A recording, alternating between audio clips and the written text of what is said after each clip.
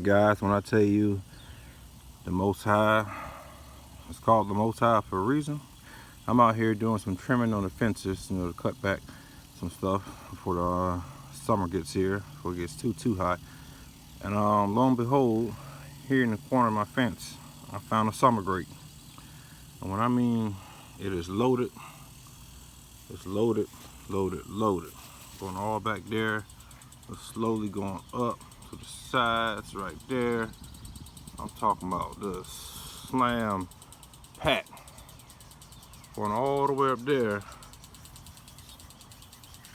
So I said, no, I'm not cutting that down. So what I'm doing now, I'm just gonna make a little makeshift trellis here with this little pole. I'm just putting some wire. I'm gonna put at least about 3 or 4 going up to give this a little bit of extra space to grow on and get it off my fence right here.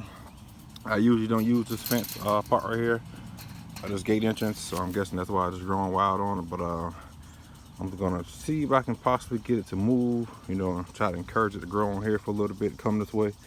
And then if need be, what I do, if it gets too big, is I put another pole going down that way, put some more wire, and then stretch it going behind my figs here. This is what I've got my figs planted over here. And of course, a little bit of wild, mint that was got growing everywhere back here. But guys, this is truly a blessing. Truly a blessing. Now that I know it's over here, I'm gonna give it a little bit of love and care. Hopefully we can be able to harvest some summer grapes this summer and make some wine and mead out of it. But until then, people, stay safe and stay blessed and keep growing.